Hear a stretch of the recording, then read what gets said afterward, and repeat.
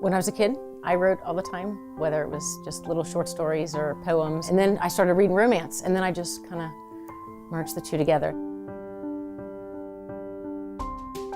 That's really the only thing I like to read is romance. That was from my mother-in-law. I was over at her house one day, and she had a stack of books, and I said, "What is all this?" And she said, "Oh, it's romance, it's great, you know." I picked up one of her books, and it was a Viking romance. That was the first romance book that I read.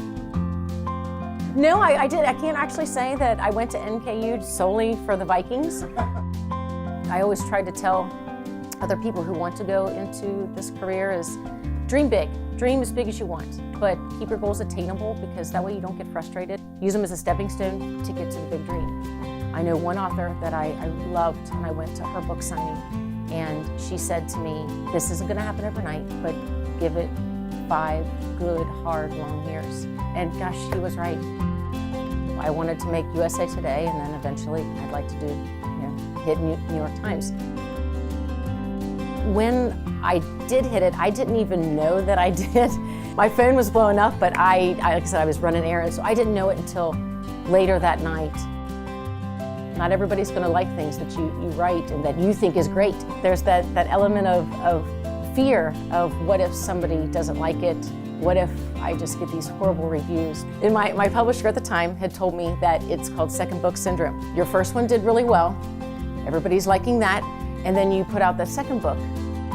I remember when, like the night before release day, I said, pull it, don't release it yet, it's not ready.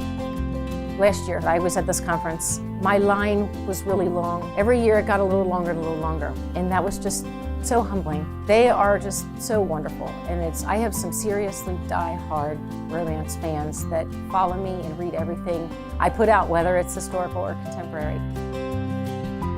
That would be my sister. She was only 20 years old, and she was the only person who read that first chapter. She told me that I need to finish it. 4 months after that, after she had read that, she had passed in a tragic car accident. For the next 8 months, I wrote and wrote and wrote, day and night until I finished it. And then it was, okay, where do I go from here? I want other people to read it, not just me. I have a friend of mine she's an author, but she also has her own company where she does cover design. I had a new appreciation for the cover models because it's not easy. He had the corset pulled really tight behind me because it doesn't even fit. She goes, "It's okay," so they pinned everything, and we're trying to push stuff up that's not there, and she goes, "Don't worry, I can give you something in 2 clicks." So it was crazy to actually see me with being voluptuous at that point. So I tried to call my husband because he was at a festival with the family, and so I had to make the decision myself. Is he going to mind me doing this? He thought it was really amazing that his wife is on a romance novel cover. He's a big reader. He reads Westerns, but the only romance he reads are mine. I've written 11 books at this time, and he has read every single one.